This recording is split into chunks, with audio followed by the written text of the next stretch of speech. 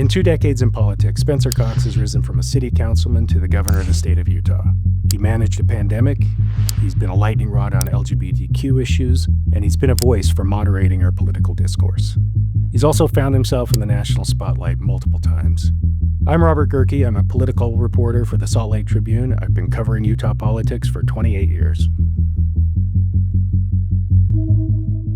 So Spencer grew up in Fairview, Utah, small town in central Utah. He grew up on the family farm, the oldest of 8 children. He'd have to wake up in the morning before school and do various farm chores, moving sprinkler pipe and so forth. While he was in high school, he played in a garage band called Upside. They'd play U2 covers and other popular bands of the 90s. After graduating from high school, Spencer enrolled in Snow College. He then served a LDS mission in Mexico.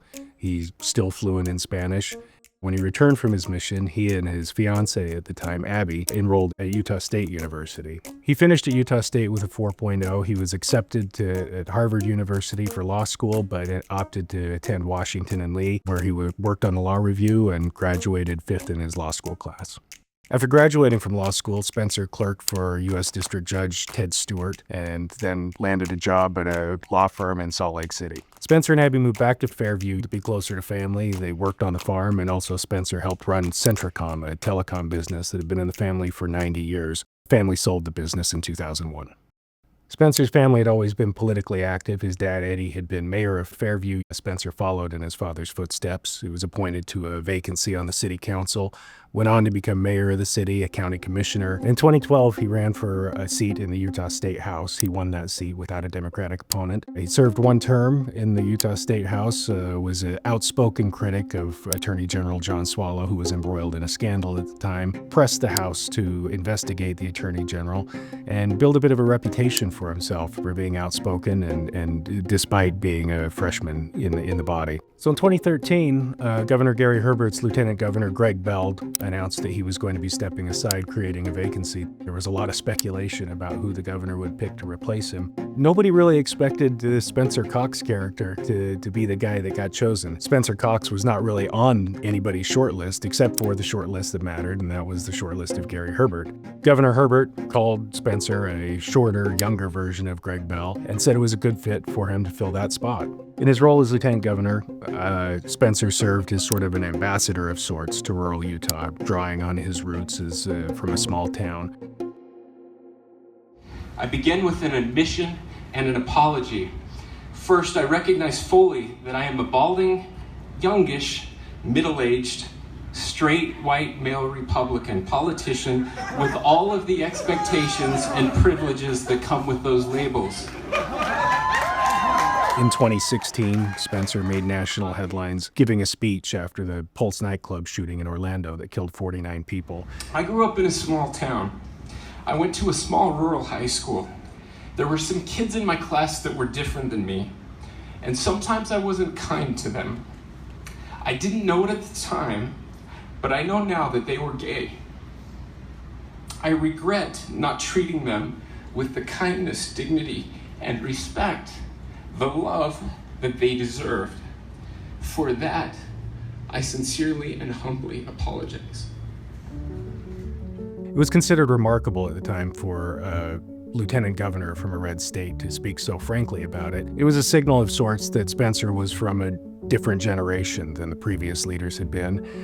It was also the first time that he had involved himself in LGBTQ issues that became a lightning rod for him during his public service to come. We're farmers. We've lived here for 7 generations. In 2019, Governor Herbert announced that he would not seek re-election. Lieutenant Governor Cox quickly threw his hat into the ring, and during the 2020 campaign was also tasked with being the point man for the state's response to the COVID pandemic.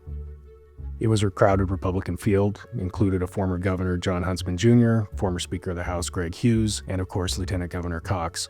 Cox won the Republican primary and went on to the general election, where he actually recorded a campaign ad with his Democratic opponent, where they called on all sides to have a civil dialogue, to respect each other's opinions, and have a peaceful transition of power. In November, Cox won that race handily, and in 2021 was sworn in as the new governor of the state of Utah. He pledged to have an inclusive approach to policymaking, to increase education funding, to help boost rural Utah economies, and to help the state continue its recovery from the COVID pandemic. Do you believe he needs to be out of office immediately? And if not, why not? Well, I certainly think it would be good for the nation if he were willing to resign. I doubt that that's willing to happen. And that's the whole process. That's what Congress is supposed to do.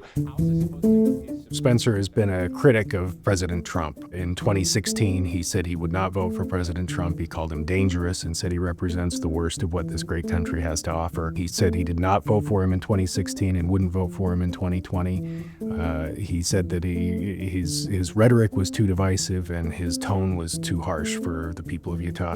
In 2024, when President Trump was running again, Governor Cox withheld his endorsement until after an assassination attempt on President Trump's life in Pennsylvania. At that point, Governor Cox wrote a letter to the president saying that he thought that God had spared his life and praying that he could unify the country and help bridge the divides that were tearing the country apart. As governor, Cox has sought to increase education funding, salaries for teachers. He's also signed the state's first voucher bill into law, the Utah Fits All Scholarship. On gun issues, he signed a bill that would allow people to carry a concealed weapon without a permit in public places. When it comes to LGBTQ issues, Governor Cox has vetoed a bill that would have prohibited transgender girls from participating in high school sports. That veto was overridden by the legislature. He's also signed into law bills that restrict gender-affirming care for minors, that restrict access to bathrooms for transgender individuals and restrict access to dorm rooms for transgender individuals. And he signed a bill that prohibited the display of pride flags on public buildings. The fallout from this has been bipartisan, frankly. Those on the left feel like Governor Cox talks a good game but doesn't back it up. Those on the right feel like he should take a harder line against these LGBTQ issues. The frustration from the right manifested itself last year when Governor Cox was booed at the Republican State Convention. Maybe you just hate that I don't hate enough. Cox came out of that Republican convention with a challenger, former State Representative Phil Lyman, who mounted an aggressive campaign attacking Cox for being too moderate, too wishy-washy, not hardline MAGA enough. Cox won the primary against Lyman, but Lyman disputed that, said it was an illegitimate election, and then staged a write-in campaign. In the November election, he won a second term in office, and he said it will be his last. Among his second-term priorities, Governor Cox has set his sights on public lands. He's opposed to the national monuments that had been designated during the Obama and Biden administrations. He's filed a lawsuit to try to force the government to divest itself of some of the federal land holdings in the state. He's repeatedly cut taxes and made it a priority to try to increase housing construction, new home builds, to try to bring down the high cost of housing prices in the state, and to address the homelessness issue. When your MAGA uncle decides to share his thoughts on the latest election conspiracy. Another of the governor's priorities has been to try to reshape our political discourse in the country. In 2023, he launched the Disagree Better initiative, where he's worked with blue state governors to try to have a civil dialogue where we can have policy disagreements without them becoming toxic and caustic. In our current political environment, of course, it's difficult for moderates. People on the left in Utah criticize Governor Cox for not having enough of a backbone, for backing down every time he takes heat from the MAGA base. Of course, on the right, he gets criticized for not being MAGA enough and not sticking to those Trump policies that the party is espousing. Good morning, ladies and gentlemen. We got it. Now he's once again been catapulted to the national stage in the aftermath of the Charlie Kirk assassination, and he's drawn praise from both Republicans and Democrats for his response to the situation. It raises the obvious question of what's next for Governor Cox. At age 50, he probably has a political future ahead of him. Could he run for the U.S. Senate? Could he be appointed to an administration position? It's likely that he has a political future ahead of him, and we'll just have to wait and watch.